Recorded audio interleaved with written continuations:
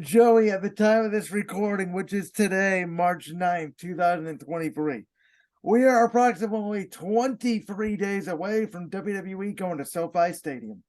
WrestleMania 39 in Woo! Hollywood, California. And the main event of night two will feature the American Nightmare, Cody Rhodes, taking on the Tribal Chief, the head of the table, the man who will be very close to 1,000 days as the undisputed WWE Universal Heavyweight Champion. Joey's rating his one to the sky, the leader of the bloodline, one Roman Reigns. Woo! Okay, here we go. Roman Reigns obviously has both championships. The American Nightmare Cody Rhodes is coming back to finish the story where the American Dream, Dusty Rhodes, cannot win the WWE Championship. The American Nightmare is looking to do one for his father and his brother, Dustin, aka Goldust Rhodes. Joey, you were telling me this a little bit, and I can't remember if it was pre or after we recorded the last ATC. Your idea with this whole bloodline stuff, very intrigued by it because I have my own thoughts on it. But I gotta just ask your thoughts. WrestleMania, here we go, main event night two, Cody Roman. So I kind of got to lead up to this Go before ahead. so the bloodline story to me has been one of the best storylines in wrestling in probably the past decade, maybe more. It just all the stars aligned. You have Roman Reigns, who for the longest time they were trying to shove down everyone's throat as the next John Cena, the next babyface who's going to always be a babyface. And then they said, you know what? Screw it. Just be yourself. And he's just such a natural dick. But everyone loves it. Everybody loves it. And they love it. And no matter how many horrible things he does, like beating the absolute crap out of Kevin Owens.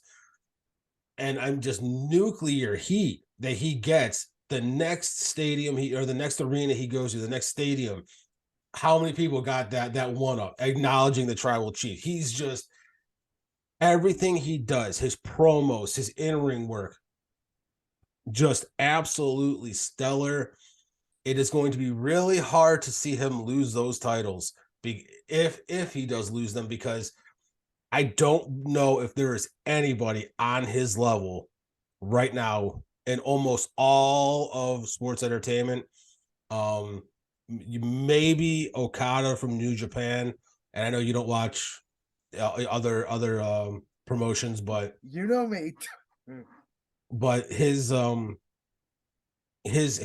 everything, just everything sports entertainment about him and his wrestling, just absolutely phenomenal.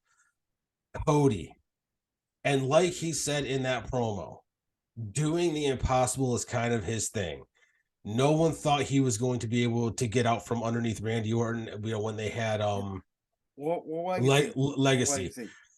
And then then he had like the broken face thing, and then he became Stardust, and no one thought he'd be able to come back from Stardust.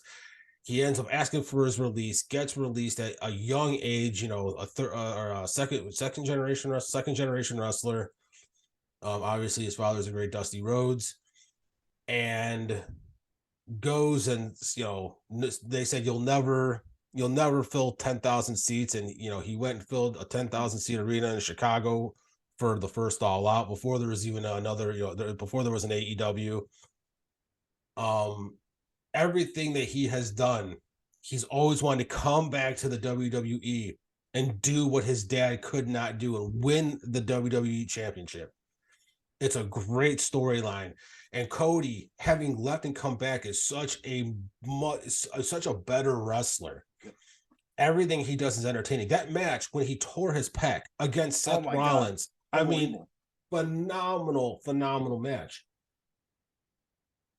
The things he does, the Cody cutter,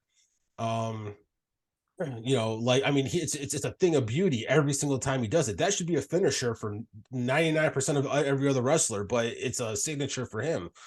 I know WWE doesn't allow pile drivers. In AEW he did the Tiger Driver, which is a double underhook. You hook both arms and then it's a pile. Okay. Yeah, pile driver. So he kind of turned that into a Tiger Bomb. But he also took the pedigree too, as well, because he's always been a fan of Triple H. But just his promos have also been knockout promos. When he was in the ring, with Roman for the first time, Roman delivered this amazing promo, and Cody just comes back and just says, basically Roman said, I spent a lot of time with your dad. I love Dusty. He helped make me who I am. Great Dusty Rhodes impression, by the way, when he did it. It was a great Dusty impression. I never thought I'd see heel Roman Reigns bust out such a great Dusty impression. But he said he never talked about, we talked about everything, but we never talked about you, like you didn't exist. And then Cody just comes back with, well, that changes absolutely everything, because now I absolutely need to win the titles because I have to exist. And I thought that was a great line to come back with. And this is going to be a great main event. And I love the way that they have sort of curtailed Sammy, inserted Cody a little bit into that bloodline storyline as well. I think we both know Sammy and KO are going to team up against the Usos. It hasn't been announced right now. As we're talking, KO still wants something to do with Sammy in the story, and I'm putting that in quotations. Which they're doing a great job, by the way, of building that out. Mm-hmm.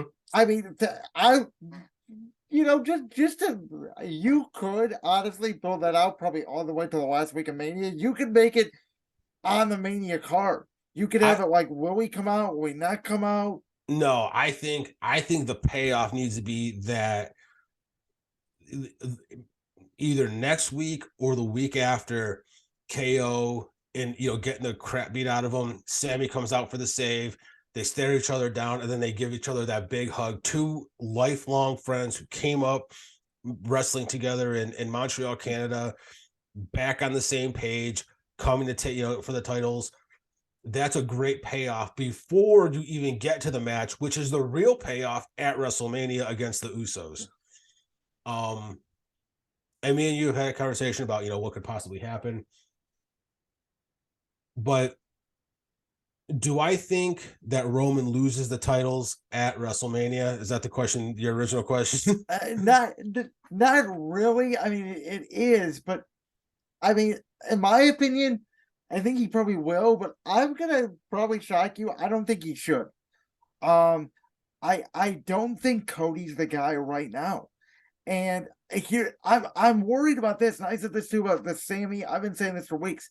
I didn't love the idea about Sammy and Kevin going for the tag titles because, again, if they win, well, what's next? Like, that story to me, there's nothing after it, and it doesn't feel as big as maybe you potentially doing a Roman, Cody, Sammy triple threat, where maybe you found a way to put both titles on the line, each for one fall. You have, I don't know, Cody pin Sammy and Roman pin Cody. Like, I'm trying to find a way to keep the Universal title on Roman and give Cody the WWE title. I don't see it happening. I don't think, and you can tell now, that match between Roman and Sammy was so great in Montreal. It was so special. But absolutely the right call. But this isn't the same deal as it was with Daniel Bryan, or Bryan Danielson now in AEW. When he had to, they inserted him in the WrestleMania, made it a triple threat because the fans just went nuts, and it was the only thing they could do. I don't think Sammy is there. I think he is, but I think Cody is also there in a way. I don't know if he's as hot as Sammy, but he's pretty hot. He's still getting a good reaction. I think that people want to see a conclusion to the bloodline story, what's going to happen. I just don't think that Sammy is as hot as Bryan was. At that time, to the point where they if they don't insert him into that main event, that they're gonna riot. Like, that's what happened when Daniel Bryan won the titles. Was the fans went nuts, every time he came out, no matter where they were, it was absolute mayhem to the point where they had to have him win the titles. Sammy is not on that level right now as far as the fans behind him. He is 99% Yeah. support, but he does not have that extra 1% that Brian did. And that's why I think, and I do believe Cody wins, and I believe he wins because it's going to allow Roman to maybe take some time off, some well-deserved time off. We'll see what happens with the Bloodline story. I'm not 100% sure about that. And then you have the draft in April, where I think they will be splitting the belts back up to the respective brands. The WWE Championship to Raw, the Universal to SmackDown, which then I think opens up even more opportunities, because then you can potentially have Sammy win the title on SmackDown, with Cody having the title on Raw. Because I mean, I think Sammy's close. I just don't think he's there yet. I think Cody has the juice to do it. It's a good story. And with them now inserting Cody kind of into this bloodline story a little bit these last few weeks, it's only going to push him even further. But man, I mean, just great storyline. KO is going to get his payoff. Sammy is going to get his, and I think Cody is going to get his. I'm the one that wants to see Jey Uso beat Roman. I think to tie it back full circle, obviously the first storyline of the Tribal Chief, right? Of Roman and Jey, and Jimmy being the one locked in that guillotine, which Reigns has not used in a long time, by the way. He may pull that out again at WrestleMania. So to see Jimmy walk in and see, obviously Jey having to say, I quit, to now go all the way back around, because you see, even with Jey Uso turning on Sami Zayn on Raw, you still see the temptation of, like, every time Sammy talks about Roman, you can see it in Jay's eyes. Like, he knows it's true. And there's always been that sort of like, yeah, I am the right man of the Tribal Chief, but I don't want to be bullied around no much longer either.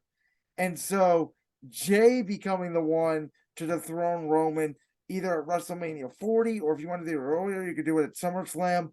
Like, that to me, as much as I love Cody, that's what I'm saying. Like, you could find a way to make a new title somehow and give that to Cody, and let Jey and Roman have their moment where Jey Uso becomes the new Tribal Chief, quote unquote, by being the one to dethrone Reigns. He'll never be the Tribal Chief. I'm sorry. Roman Reigns he is on another level, man. And I love Jey. I love Jey Uso. I love Jey. I would like to see him champion too. I just don't know how that would work right now. That's why I don't write for WWE. God, I would love to write for WWE. That'd be a hell of a job. I think right now you have the perfect setup. We have Cody, you have Roman, you're gonna have Sammy and KO against the Usos. And me and you talked. I said, well, what if Roman win or Roman loses, but the Usos retain?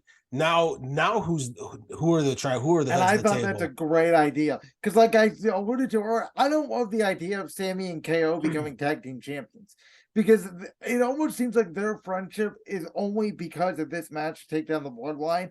Like, I could see them very well being like, after this match, maybe they go their own separate ways, because I don't see them being a tag team for long. See, I can see them being a tag team, because the one thing that has been weak in the WWE for so many years has been the tag division. I think the strongest it wasn't that long ago when they brought back the Good Brothers, even though we haven't seen them on TV in forever. And then you had RK Bro before Riddle screwed something up. You had Riddle and Randy, and then Randy got hurt. You had the Usos, you had the New Day before Big E got his neck broken by Ridge Holland. And then you have the Brawling Brutes, Sheamus, Ridge Holland, and Pete Dunne, aka Butch. I hate the name Butch. I know you do. I love it. I hate it. But it's you have them, you have the Viking Raiders, you have the Street Profits. Like, you got to get this tag team going, or you got to start splitting some of those guys up. Like, because to me, I'll be 100%. You want to know who? And I think I've told you this. You know who I see as a future champion? I know Montez Ford. Montez Ford. And I see it too. And I won't say Dawkins has gotten better in the ring, but Ford is on another level. I think that he is just crazy energy. I mean, just a skill for days. I think he probably needs a little promo work, needs to be a little less reckless in some matches. But my God, does this guy have all the talent in the world? Former Marine, served 4 years in the U.S. Marines, but no one talks about that. Not like Lacey Evans, where it's like her whole thing. Where they repackaged her 4 times. Yeah, I thought the Elimination Chamber, which the men's match was so much better than I expected it to be. I thought that was a kind of test for Montez as a single star, where they were going to kind of test, like, could he handle being in a big singles match, and he killed it. Mm-hmm. And so I think that gives them, again, I do think the draft's going to happen in April. I don't think you need to necessarily break up the Street Profits, face or a heel. I think you just break them up in the draft. Have Dawkins go to one show, Ford go to the other, and they just go their separate ways. But I think that you still need to build up that tag team division more. And I think, you Alpha Academy. Yeah. I mean, you got Adolf and Tasma's on there. They brought back some, but I agree they need to build it up. But so I have a question for you about WrestleMania, because I've been thinking about, there's one specific match I keep thinking about, and it's driving me almost crazy. Charlotte, a good or a bad way? Charlotte Flair, Rhea Ripley. Where does this match fit? Ripley is gonna win because the Judgment Day is heading to SmackDown. Ripley's 100% going over. I think that Flair will maybe Flair goes back to Raw in the draft. And I think that Ripley as a heel now, if you're trying to rebuild the SmackDown Women's division, which needs a lot of work because there are almost no legitimate challengers right now in that division, maybe outside of Liv Morgan, Raquel Rodriguez there too. But if you're trying to rebuild that, I think a heel Rhea Ripley as SmackDown Women's Champion is the way to go. She gets her revenge from WrestleMania 36 in the COVID era, and I think it's 100% happening. I don't like Rhea in Judgment Day winning the title. I'm not saying it's not going to happen. I don't like it. I think that there's rumors that it's going to be Edge versus Balor at WrestleMania. It's not hasn't been booked yet, but I think that they should make that match if Edge loses, he has to retire, and if Balor loses, the Judgment Day has to break up. The Judgment Day is no more. That's interesting. I think that's what that should be a match that is on night 1, so that way the Judgment Day breaks up. Now you have Rey Mysterio against Dominic Mysterio, which I cannot wait for. No longer in the Judgment Day, and dude, I love that idea. I love the idea. Can Dominic beat his dad without the backup? And it's probably going to be a passing of the torch. I think that he probably does, which is going to drive people crazy because everyone hates Dominic Mysterio. Oh man, that's going to be awesome. I was going to ask you, like, outside of Roman and Cody, I want to ask you one more wrestling question that's not related to WrestleMania, but I want to ask you, like, obviously Cena Theory, Bianca, Asuka, Charlotte Ripley, the Damage Control against Becky, Lita, Trish. I'm looking forward to that. I'm looking forward to that match. I just want to see, is it going to be a banger or is it going to be absolute hot garbage? Like this card, I know last year we disagreed on the making of the card, and obviously it turned out to be a really good show. And Logan Paul, Seth Rollins this year as well. There are a lot of really good potential matches on this card. But this show has the potential to be one of the best 2 nights of WrestleMania we've seen, in my opinion. I mean, depending on how they end up setting up the rest of the card, yeah.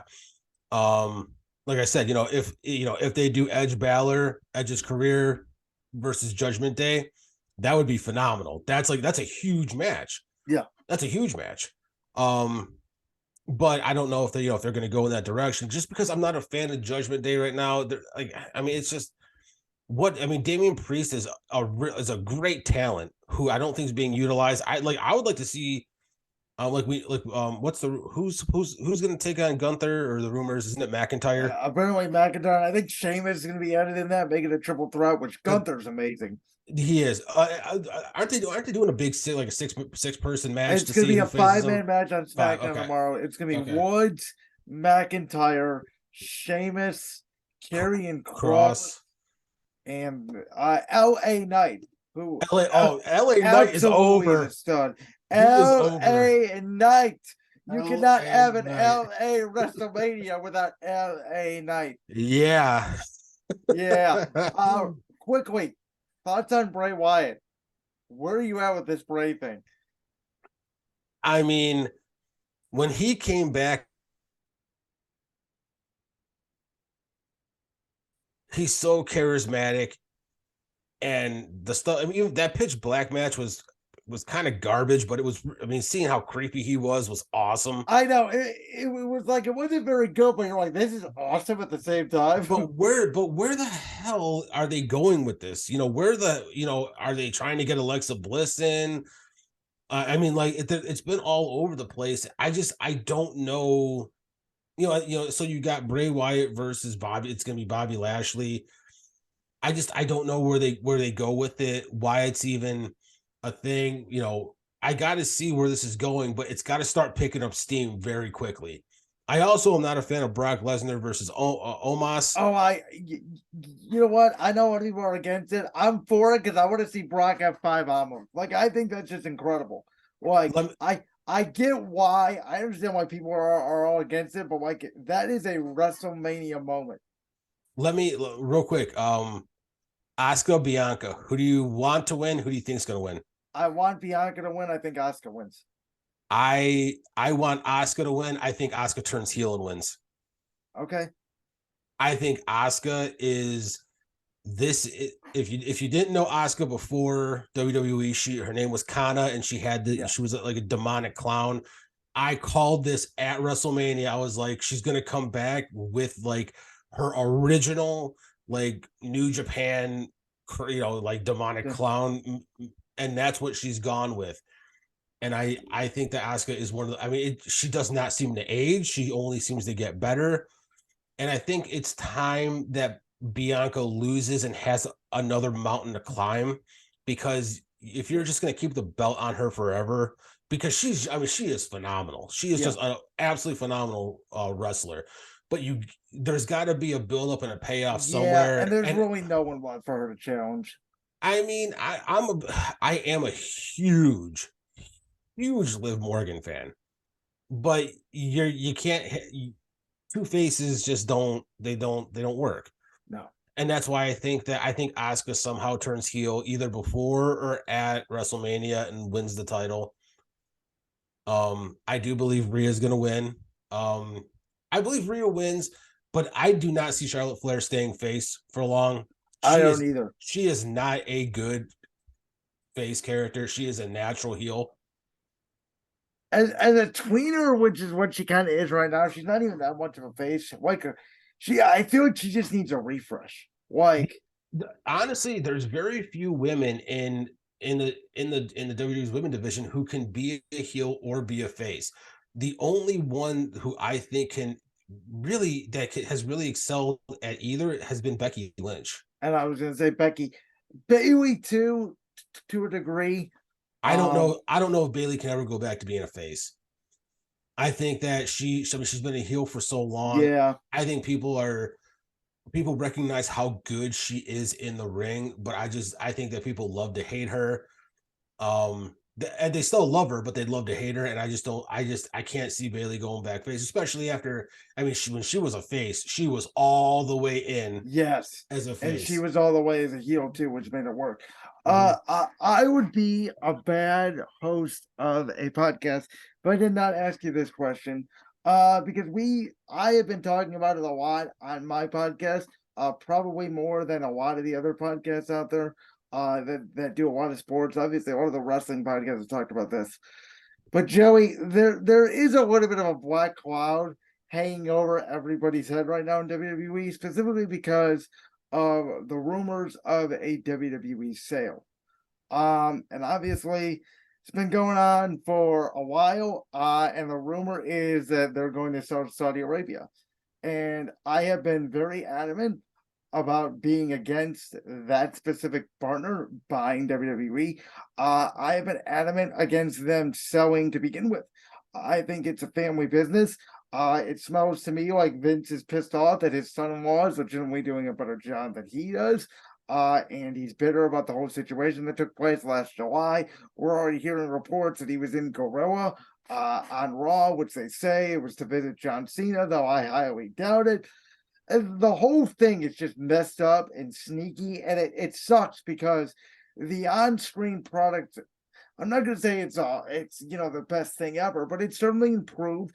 Triple H has had his flaws. He's brought back people that haven't necessarily gotten over, but a lot of the stuff has improved. And I've been really enjoying the hell out of the product.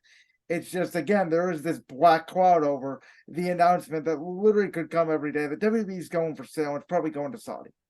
But real quick before I answer that, the only person the only people who were brought back who I don't think should have been is Hit Row. And I agree. I think that Johnny Gargano's had good matches. Dexter Yeah. Loomis has been interesting. I think Bronson Reed is Bronson Reed's a beast. I think he's going to be an Intercontinental Champion at some point. I could make an argument for some of the women, Meechim, Candice LeRae. They haven't really done much for me. At least. I mean, Candice LeRae puts on good matches, as does Mia Yim. I'll never call her by that name, by Meechin. I hate it so much. I will always call her Mia Yim. I never understood why they did that. It doesn't make any sense to me. Andrews, go ahead. My understanding is that they wanted her to get a new name, and I think this was before, or she wanted a new name instead of Mia Yim because she was in Reckoning. Yeah. And I can't remember what her name was. No, she was Reckoning. Her name was. Reckoning? What was the name of that faction? The group was Retribution. Retribution. Yeah, she was. Yeah, and I hated that they did that to her because she was such a great wrestler down in NXT. That group had so much potential. They fumbled it from day one. I don't even think that group had potential. And I think it had potential. And Mace kept his name, but now he's Massey. Yeah. Oh, don't get me started on the male models. I hate it. I hate it. But getting back to the sale, Vince has said from the reporting that has been done, he has put a price tag of $9 billion. It's not worth $9 billion. I think that he put that price out there as a way to maybe get a higher network deal somewhere, because I know that the deal is up in September at Fox, and the rumors are that they don't want to go higher than what they're already paying, which I believe is 200 something million, yeah, a year. But I think he's trying to posture and say, okay, this is what the product is, this is what the company is valued at. But I will say this: if it is bought by Saudi Arabia, you will see a mass exodus of wrestlers. I do not think the product will be the same ever again. I think that AEW and even I think you might see New Japan here on US broadcast. Very well might. I actually think it would be the death of WWE. Like, I think within 5 years, WWE would be no longer. I think as soon as everyone's contracts are up, they're gone. I don't think, and I don't even think for they could pay them as much money as they want. I don't think people are going to take it. The only legitimate sale option I thought could work is maybe Comcast, because I would think they already have NBC, obviously Universal. They own Raw, they own Peacock, they own NXT. Just put SmackDown on NBC. They don't. Yeah, but they said they don't want it. Well, not for $9 billion. That's the thing. That's what I think that the valuation is the posture to try and get more money from TV rights, because I do not believe that company is worth $9 billion. Maybe it's probably up there, maybe 5 or 6 billion, 4 maybe, somewhere around there. But I will also say if it was sold to Saudi Arabia, I would not watch WWE anymore. No, and I by the way though, I don't think that they're going to make a deal with the TV networks until it's sold, because the TV networks are not going to want to buy the product until they know who the owner is. I think that there will be something that comes out where maybe Vince no longer wants to sell or something like that, and then they'll make a deal. I can't see him selling it. It feels wrong to sell it. Like it does. I mean, it's been it really does. years. Yeah, it really does. I don't know what's going on through that crazy old man's head right now. The whole thing with like Kick, and I understand there's reports that Stephanie McMahon didn't want to would really be back as CEO. She was just there as Vince, and I think everybody's so happy when Steph and Triple H were running the company. And Vince not being there, and right, and Steph was she was co-CEO with Nick Khan. With Nick Khan, who took a lot of shit. Seemingly, it almost seems like it was leaked from Vince's side about, Nick Khan was the one that did all these releases and bullshit. Like, Nick Khan took all this shit and he's just like, dude, I'm here. Like, I'm doing my job. Yeah, I mean, and he's still there and the product's flourishing. So I think, you can look and go, okay, well, what was the one thing when the product was garbage that was there? And the answer is Vince McMahon. Vince McMahon. And I think that Triple H is the one who understands, just like when WWE and back in that WWF was going in the Monday Night Wars against WCW, you had Hogan and Savage get pulled from they got brought over to WCW.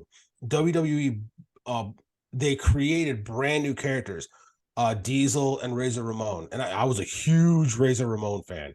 He was the first, first bad guy that I loved to root for. And then they got pulled.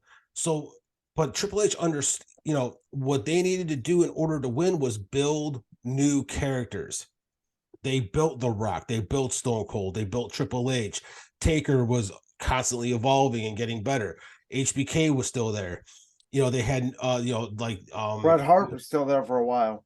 Oh, well, Bret Hart, obviously the screw job. Bret Hart left. I want to say that was in 96 or something. 97 screw job. 97. Okay. And he went to WCW and then got his head kicked off by Goldberg. But you were creating new stars, creating new factions. You had DX and so you had you brought back X-Pac, who was an NWO at one time, and you built up the you had Mankind and who then it was Cactus Jack and Dude Love. I mean, there's so many things, and it was the Attitude Era, but you rebuilt everything. And Vince is still stuck in that early 90s, say your prayers, eat your vitamins, all that stuff, where Triple H knows you need to build new stars, or you got to take existing stars and turn them into what they should be. And that is what Triple H has done. Sammy for the longest time was just being used as like this comedy act. I mean, he literally fought Johnny Knoxville. And now he's like, he's one of the tops. Roman, for the longest time, Vince was pushing him as like the top babyface. Triple H was like, go do your thing. And now he's, that was under the Vince era, but. But even like Triple H is taking the Sammy character in the Bloodline, which started with Vince, but has mostly been put under the Triple H era. And it really took off and evolved, especially when Solo came in at Clash of the Castle. And the whole thing just went from a really good story to the best story. Right. So you look, and Triple H has an amazing mind for the business. I don't know I don't know what's going to happen in the future if Vince sells, if he doesn't. I will be okay as long as it's not to Saudi Arabia. I think that if Triple H stays on, which I think he should, whoever buys it, if they don't retain him, would be just absolutely stupid, because he is just I'm not going to say he's hitting 1,000, but he's definitely more right than wrong when it comes to a lot of the stuff that he's doing. And we'll see in the future, but for right now, I'm just really looking forward to this WrestleMania. I think I think that we still have a lot of things that are going to happen leading up to this WrestleMania, more matches that are going to be made. And right now, mostly good matches, maybe one or two duds that I can already see. But it's a spectacle. Yeah. For me, like Lesnar, Omos, that's just a spectacle thing. You got one of those, craziest strong human beings in the world against a 7'2", 400-pound giant. I'm gonna hire Amos as my bodyguard one day. Here, let me ask you this question before we go. So you think Roman is good? You think Roman's going to retain? I want Roman to retain. I actually do think Cody's walking away with the belt. But Okay, I want Roman to retain. That was my question. Do you want Cody to win or do you want Roman to win? No, I want Roman to win. I think Cody is going to walk away with the belts. And I do think maybe are they going to do the draft the night after WrestleMania? That would be something. That would be. I don't think they're going to do it the night after because I know that the night after WrestleMania is almost as big as Wrestle. Yeah, it's always hot. You might see someone new there. I mean, there's some names that like I've heard Jay White potentially to WWE. Interesting. I don't know if you even know who Jay White is. I've heard of Jay White. Yeah, okay. I've been reading stuff on him. So Jay White was took over as the leader of the Bullet Club. Just lost his contract was up with New Japan. Just lost 2 matches to loser leaves Japan matches, and he's super good. He's only like 27 or 28 years old, already extremely accomplished. I'll tell you, so who he kind of reminds me of is a Chris Jericho. Okay.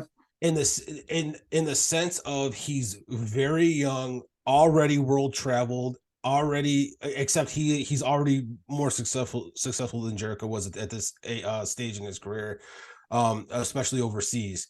But really good wrestler. And if he came to WWE, I could see them strapping a rocket to his back because he's a great character. But I think that they're gonna, that Raw after WrestleMania is always a big one, and then I think that you're gonna want to tune into the draft to see who goes. Yeah,